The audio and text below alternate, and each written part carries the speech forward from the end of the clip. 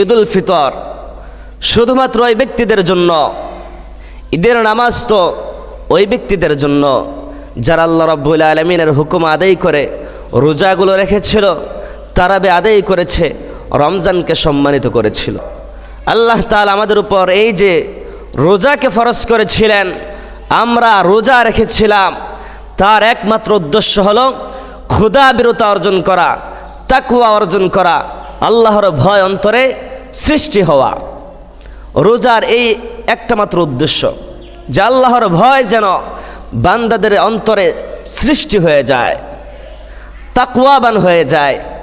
এখন দেখার বিষয় হচ্ছে আমরা তো রোজা রেখেছি, আল্লাহর ভয় আমাদের অন্তরে সৃষ্টি হয়েছে কিনা।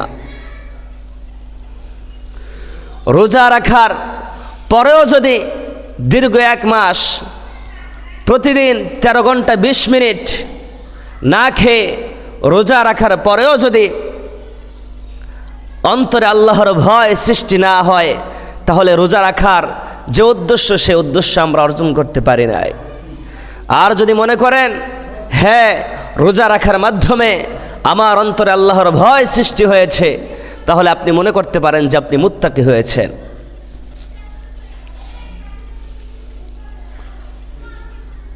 তাকওয়া কি জিনিস, মুত্তাকি কি জিনিস, আমরা রোজা রেখেছি, আমরা কিভাবে বুঝবো আমাদের অন্তরে আল্লাহর ভয় সৃষ্টি হয়েছে? এই জন্য তাকওয়া সম্পর্কে অবশ্যই আমাদেরকে জানতে হবে। হযরত ওমর রাদিয়াল্লাহু তাআলা আনহু কাব রাদিয়াল্লাহু তাআলা আনহুকে জিজ্ঞেস করলেন, হে আমার ভাই কাব, তুমি আমাকে একটু জানাও তো তাকওয়া কি জিনিস, তাকওয়া কি জিনিস তুমি আমাকে জানাও। হযরত ওমর রাদিয়াল্লাহু তাআলা আনহুর উত্তরে কাব রাদিয়াল্লাহু তাআলা আনহু কোনো উত্তর না দিয়ে ওমর রাদিয়াল্লাহু তাআলা আনহুর দিকে পাল্টা প্রশ্ন ছুড়ে দিলেন। কাব রাদিয়াল্লাহু তাআলা আনহু ওমরকে বললেন, ওমর শোনো, তুমি কি কোনো ব্যক্তিকে বা তুমি নিজেই কোনো দিন কোনো কাঁটাযুক্ত রাস্তা দিয়ে চলেছ? এমন রাস্তা দিয়ে কোনো দিন অতিক্রম করেছ কি যে রাস্তায় কাঁটা বিছানো আছে? ওমর রাদিয়াল্লাহু তাআলা আনহু কাব রাদিয়াল্লাহু তাআলা আনহুকে বলেন, হে আমার ভাই কাব, হে আমি এমন ব্যক্তিকে দেখেছি যে কাঁটাযুক্ত রাস্তা অতিক্রম করেছে। কাব রাদিয়াল্লাহু তাআলা আনহু এবার ওমরকে জিজ্ঞেস করে, হে ওমর, তাহলে বলো তো দেখি সেই ব্যক্তি কাঁটাযুক্ত রাস্তা কিভাবে অতিক্রম করেছে? এবার ওমর রাদিয়াল্লাহু তাআলা আনহু বলতে শুরু করলেন, আমি লক্ষ্য করে দেখেছি যেই ব্যক্তি কাঁটাযুক্ত রাস্তা অতিক্রম করে সেই ব্যক্তি খুব সতর্কতার সাথে রাস্তায় পা ফেলে, এক পা রাস্তায় রাখার পর অপর পা যখন রাখবে খুব সতর্কতার সাথে রাস্তায় পা রাখে, যাতে করে পায়ের ভিতরে কোনো প্রকার কাঁটা না ঢুকে যায়। খুব সতর্কতার সাথে রাস্তা অতিক্রম করে, কাঁটাযুক্ত রাস্তা। কাব রাদিয়াল্লাহু তাআলা আনহু ওমরকে বললেন, এটাই তো তাকওয়া। তুমি পৃথিবীর বুকে এমনভাবে চলবা যাতে করে তোমার দ্বারা কোনো গুনাহ সংগঠিত না হয়ে যায়। কাঁটাযুক্ত রাস্তা যেভাবে খুব সতর্কতার সাথে অতিক্রম করতে হয়, এই পৃথিবীর সফরটা প্রত্যেকটা পদক্ষেপ এমনভাবে হওয়া চাই যে আল্লাহ তাআলা যেই কাজগুলো নিষেধ করেছেন ওই কাজগুলো যাতে করে তোমার দ্বারা সংগঠিত না হয়ে যায়। এই সতর্কতার সাথে চলার নামই হচ্ছে তাকওয়া। এটাই হচ্ছে তাকওয়ার সংজ্ঞা, খুব সতর্কতার সাথে পথ চলা, খুব সতর্কতার সাথে পথ চলা। যাই হোক, পৃথিবীর বুকে আল্লাহ তাআলা আমাদেরকে পাঠিয়েছেন শুধুমাত্র একমাত্র তার ইবাদতের জন্য। আমরা কোরআন থেকে জানতে পারি, আল্লাহ রাব্বুল আলামিন বলেন, ওয়ামা খালাকতুল জিন্না ওয়াল ইনসা ইল্লা লিয়াবুদুন। আল্লাহ রাব্বুল আলামিন বলেন, আমি শুধুমাত্র জিন এবং ইনসানকে আমার ইবাদতের জন্য সৃষ্টি করেছি। আমরা তো মানুষ, আল্লাহ রাব্বুল আলামিন ইনসান শব্দ উল্লেখ করে বুঝিয়েছেন মানুষদেরকে। মানুষদেরকে একমাত্র শুধুমাত্র আমার ইবাদতের জন্য সৃষ্টি করেছি। আল্লাহ রাব্বুল আলামিনের মূল লক্ষ্য হলো যে আমরা তার ইবাদত করব। সেই ইবাদতের একটা অংশ ছিল আমরা যে রোজা রেখেছি সেই রোজা। আর রোজা রাখার উদ্দেশ্য হলো তাকওয়া অর্জন করা। এখন আমাদের দেখতে হবে আমরা কতটুকু তাকওয়া অর্জন করতে পারছি।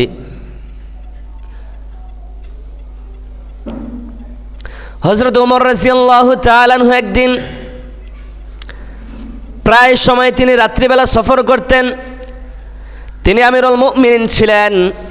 রাত্রিবেলা তিনি প্রজাদের খোঁজ খবর নিতেন লুকিয়ে লুকিয়ে। একদিন সারা রাত তিনি খোঁজ খবর নিলেন লুকিয়ে লুকিয়ে। যখন তিনি ঘরে ফিরে আসবেন এমনই সময়ে তিনি দুইজন মহিলার কণ্ঠ তার কানে ভেসে আসলো। ওমর রাদিয়াল্লাহু তাআলা আনহু খুব মনোযোগ সহকারে কথাগুলো শুনছিলেন। একটা পর্যায়ে ওমর রাদিয়াল্লাহু তাআলা আনহু তাদের দিকে এগিয়ে গেলেন। ওমর রাদিয়াল্লাহু তাআলা আনহু শুনতে পেলেন যে মা তার মেয়েকে বলছে, ও মেয়ে শোনো, আমরা যেই গাদা থেকে দুধ দোহন করেছি এই দুধের সাথে তুমি পানি মিশ্রণ করো। পানি মিশ্রণ করার পরে আগামীকাল সকালবেলায় পানি মিশ্রিত দুধগুলো বাজারে নিয়ে বিক্রি করে দিবা। মা তার মেয়েকে এই পরামর্শ দিচ্ছে। দেখুন তাকওয়া কি জিনিস। মা তার মেয়েকে এই পরামর্শ দিচ্ছে যে তুমি দুধে পানি মিশ্রণ করো আর আগামীকাল সকালবেলা এই দুধগুলো বাজারে নিয়ে বিক্রি করে দিবা। ওমর রাদিয়াল্লাহু তাআলা আনহু এই কথাগুলো শুনছেন বাহির থেকে। এবার মেয়ে মাকে উত্তর দেয়, ও মা, তুমি কি জানো না আমিরুল মুমিনিন হযরতে ওমর রাদিয়াল্লাহু তাআলা আনহু ঘোষণা করেছেন দুধের ভিতরে পানি মিশ্রণ করা দণ্ডনীয় অপরাধ, এটা কি তুমি জানো না? মা এবার উত্তর দেয়, হে মেয়ে, অবশ্যই আমি শুনেছি ওমর রাদিয়াল্লাহু তাআলা আনহু বলেছে দুধের ভিতরে পানি মিশ্রণ করা এটা দণ্ডনীয় অপরাধ। মেয়ে বলে, এরপরেও আপনি কেন আমাকে দুধে পানি মিশ্রণ করতে বলছেন? মা তার মেয়ের উত্তরে বলে, এত গভীর রাত্রে ওমর রাদিয়াল্লাহু তাআলা আনহু তো দেখবে না আমরা পানি মিশ্রণ করব। ওমর দেখবে না, ওমরের রাষ্ট্রীয় কোনো কর্মচারী দেখবে না, কর্মকর্তা দেখবে না আমরা পানি মিশ্রণ করব। তুমি পানি মিশ্রণ করো, বাজারে নিয়ে বিক্রি করে দিয়ে আসবা, কেউ দেখবে না। এবার মায়ের উত্তরে মেয়ে উত্তর দেয়, হে মা, হয়তো এই গভীর রাত্রিতে ওমর আমাদের এই অনৈতিক এই অপরাধমূলক কাজ দেখবে না, উমর দেখবে না, উমরের কোনো কর্মচারী দেখবে না, কিন্তু আমার এবং আপনার মহান প্রতিপালক আল্লাহ তাআলা তো এই অপরাধ দেখবে। এর নামেই হচ্ছে তাকওয়া। আমরা সব সময় মানুষের চোখের সামনে থাকি না, অনেক সময় অনেক আড়ালেও অনেক গুনাহের কাজ সংগঠিত করা যায়। যখন আমরা মানুষের সামনে থেকে লোক লজ্জার কারণে অনেক সময় অনেক কিছু করি না, কিন্তু আড়ালে গিয়ে করে ফেলি। তো আড়ালে গিয়ে করা যাবে না।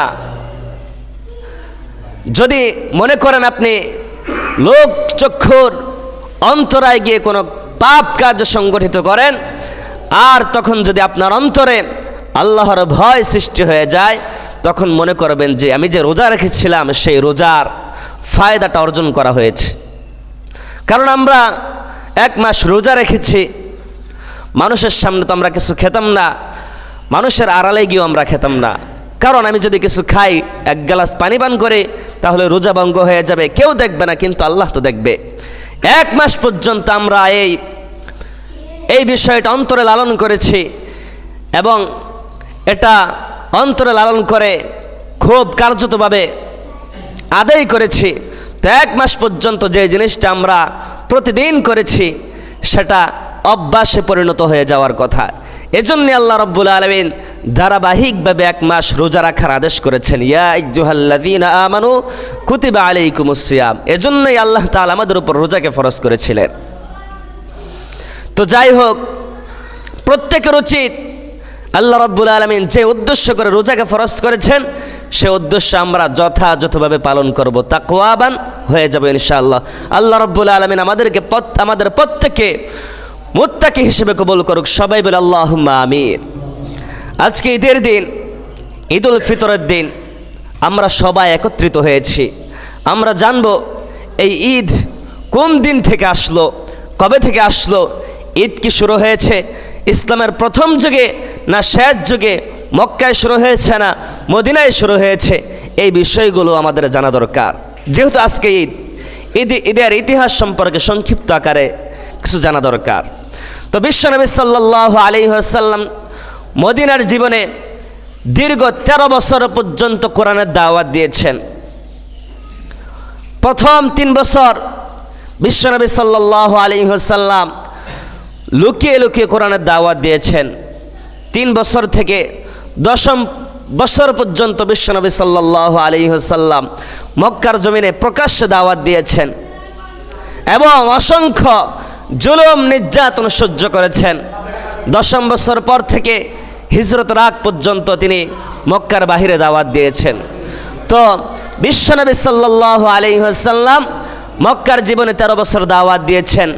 একটা পর্যায়ে বিশ্বনবী সাল্লাল্লাহু আলাইহি ওয়াসাল্লামকে মক্কার কাফেররা আর মক্কায় থাকতে দিল না। এবার বিশ্বনবী সাল্লাল্লাহু আলাইহি ওয়াসাল্লাম মদিনায় হিজরত করলেন। আল্লাহ রাব্বুল আলামিনের আদেশে সাহাবীদেরকে নিয়ে মদিনায় হিজরত করলেন। বিশ্বনবী সাল্লাল্লাহু আলাইহি ওয়াসাল্লাম মদিনায় হিজরত করার পরে অবস্থান করতে লাগলেন। সাহাবায়ে কেরাম দেখতে লাগলেন বিধর্মীদের একটা অংশ তারা বছরে দুইটা দিন ঈদ উদযাপন করে থাকে। সাহাবীরা মুসলমান হওয়া সত্ত্বেও সেই তাদের সাথে ঈদ উদযাপন করা শুরু করে দিল। মদিনাবাসীদের সাথে ঈদ উদযাপন করা শুরু করে দিল সাহাবায়ে কেরাম। বিশ্বনবী সাল্লাল্লাহু আলাইহি ওয়াসাল্লাম যখন এটা দেখলেন, তখন বিশ্বনবী সাল্লাল্লাহু আলাইহি ওয়াসাল্লামকে আল্লাহ রাব্বুল আলামিন ঈদুল ফিতর এবং ঈদুল আজহা নামে 2টা দিন মুসলমানদের জন্য নির্ধারণ করে দিলেন। আর বিশ্বনবী সাল্লাল্লাহু আলাইহি ওয়াসাল্লাম সাহাবীদেরকে একত্রিত করে বললেন, আজকের পর থেকে তোমরা আর মদিনাবাসীদের সাথে বিধর্মীদের সাথে ঈদ উদযাপন করবা না। আল্লাহ রাব্বুল আলামিন তোমাদের জন্য 2টা দিন নির্ধারণ করেছেন। এই 2টা দিনে তোমরা ঈদ উদযাপন করবা, সেটা হচ্ছে ঈদুল ফিতর এবং ঈদুল আজহা। এই যে মদিনার যাওয়ার পর থেকে ঈদ শুরু হয়ে গেল, ঈদুল ফিতর আর হচ্ছে ঈদুল আজহা। সেই ঈদুল ফিতর আমরা উদযাপন করছি। বিশ্বনবী সাল্লাল্লাহু আলাইহি ওয়াসাল্লাম হাদিস শরীফে পাওয়া যায় এই ঈদুল ফিতরের দিন অত্যন্ত আনন্দিত থাকতেন। এই ঈদুল ফিতরের দিন সাহাবায়ে কেরাম ঈদ উদযাপন করতেন। তো আমাদের ঈদ উদযাপন হওয়া সেটা হবে বিশ্বনবী সাল্লাল্লাহু আলাইহি ওয়াসাল্লামের তরিকা অনুযায়ী, সাহাবায়ে কেরামের তরিকা অনুযায়ী। আমরা লক্ষ্য করব ঈদ ও আনন্দ, ঈদ একটা আনন্দ, তো এই আনন্দ ইবাদতের মাধ্যমে করা যায়। তো এই জন্যই বিশ্বনবী সাল্লাল্লাহু আলাইহি ওয়াসাল্লামের উপর আল্লাহ তাআলা ঈদের দিনে 2 রাকাত নামাজকে ওয়াজিব করে দিয়েছেন। 6 তাকবীরের সাথে 2 রাকাত নামাজ, 6 তাকবীর দেওয়া এটাও ওয়াজিব, আবার 2 রাকাত নামাজ এটাও ওয়াজিব। ঈদের দিনে আল্লাহ রাব্বুল আলামিন বান্দাদের জন্য বিশেষ রহমত নাজিল করেন, দয়া প্রদর্শন করেন। হাদিস শরীফে এসেছে আল্লাহ রাব্বুল আলামিন এই ঈদের দিন ফেরেশতাদের সাথে আলোচনা করেন। বান্দারা যখন ঈদগাহে আসতে থাকে, আল্লাহ রাব্বুল আলামিন ফেরেশতাদের সাথে আলোচনা করতে থাকেন। আল্লাহ রাব্বুল আলামিন ফেরেশতাদেরকে বলেন, ওহে আমার ফেরেশতারা, কোনো ব্যক্তিকে যদি কোনো দায়িত্ব দেওয়া হয় আর সেই ব্যক্তি যদি পরিপূর্ণভাবে দায়িত্ব আঞ্জাম দেয়, তাহলে তার প্রতিদান কি হতে পারে? এই কথা আল্লাহ তাআলা কাদেরকে বলেন? ফেরেশতাদেরকে বলেন। যে কোনো ব্যক্তিকে যদি দায়িত্ব দেওয়া হয়, কোনো কাজ দেওয়া হয়, সেই ব্যক্তি যদি সেই কাজ পরিপূর্ণভাবে আদায় করে, তার কি প্রতিদান দেওয়া যায়, তার পারিশ্রমিক কি দেওয়া হয়, তার সাথে কি ব্যবহার করা উচিত? ফেরেশতারা আল্লাহ রাব্বুল আলামিনের উত্তরে বলেন যে, হে আল্লাহ, তার পারিশ্রমিক, তার প্রতিদান পরিপূর্ণভাবে আদায় করে দেওয়া উচিত। সুবহানাল্লাহ। এরপরে আল্লাহ রাব্বুল আলামিন ফেরেশতাদেরকে বলেন, ও ফেরেশতারা, আমি আমার বান্দাদের উপর বান্দীদের উপর 1 মাস রোজা রাখা ফরজ করেছিলাম, তারাবি আদায় করতে বলেছিলাম, রমজানের বিশেষ বিশেষ ইবাদত তাদেরকে দিয়েছিলাম। আমার বান্দারা ঠিকভাবে পরিপূর্ণভাবে রমজানে সিয়াম সাধনা করেছে, রমজানকে মর্যাদা দিয়েছে। আজ আমি ঘোষণা করলাম, আমি আমার বান্দারা আমার কাছে যা চাবে তা দিয়ে দিব, এবং সাথে সাথে আমি আমার বান্দাদের সমস্ত গুনাহগুলোকে ক্ষমা করে দিলাম। সুবহানাল্লাহ। ফেরেশতাদের সাথে আলোচনা করেন আল্লাহ তাআলা, যারা রমজানকে মর্যাদা দিয়েছে, রোজা রেখেছে, পাপ কাজ থেকে দূরে সরে থাকার চেষ্টা করেছে, তাদের জন্য এই সুসংবাদ। শুধু তাই নয়, আল্লাহ রাব্বুল আলামিন বলেন, আমার বান্দারা আজকের দিনে যে দোয়া করবে, ঈদগাহের ময়দানে যে দোয়া করবে, সেই দোয়াগুলো কবুল করে আমি আমার বান্দাদেরকে ঈদগাহের ময়দান থেকে বাড়িতে নিয়ে যাব নিষ্পাপ অবস্থায়। সুবহানাল্লাহ। যারা রমজানকে সম্মানিত করেছে, রমজানের হক পরিপূর্ণভাবে আদায় করেছে, তাদের জন্য ঈদগাহে আসার ফায়দা হচ্ছে ঈদগাহ থেকে বাড়ি পর্যন্ত যাবে তারা নিষ্পাপ অবস্থায়। আল্লাহু আকবার। এই যে সুসংবাদ, এই যে প্রতিদান, এই প্রতিদান একমাত্র শুধুমাত্র উম্মতে মুহাম্মাদের জন্য। আল্লাহ তাআলা এই প্রতিদান, এই সুসংবাদ অন্যান্য উম্মতদের জন্য দেন নাই, শুধুমাত্র আমাদের জন্য দিয়েছেন। তো আল্লাহর দরবারে বেশি বেশি করে শুকরিয়া আদায় করা চাই। আল্লাহ রাব্বুল আলামিন আমাদেরকে ভালোবেসে নেবেন। আজকের দিনে দীর্ঘ 1 মাস রোজা রেখেছি, আজকে আল্লাহর ইবাদত করব। আল্লাহর ঘোষণা হচ্ছে আজকের দিনে বান্দাদেরকে ভালোবাসা শুরু করব। তো আল্লাহর ভালোবাসা পাওয়ার আরও কিছু উপায় রয়েছে, সেই উপায়গুলো আমাদের জানা দরকার। আল্লাহ রাব্বুল আলামিন পবিত্র কোরআনুল কারীমে বলেন, আল্লাযীনা ইউনফিকুনা ফিস-সাররাই ওয়াদ-দাররা ওয়াল কাযিমিনাল গায়যা ওয়াল আফিনা আনিন নাস ওয়াল্লাহু ইউহিব্বুল মুহসিনিন। আল্লাহ রাব্বুল আলামিন এই আয়াতের ভিতরে 3টা গুণ বর্ণনা করেছেন, আর বলেছেন কোন ব্যক্তির ভিতরে যদি এই 3টা গুণ পাওয়া যায়, আল্লাহ রাব্বুল আলামিন ওই ব্যক্তিকে ভালোবাসা শুরু করে দিবেন। সুবহানাল্লাহ।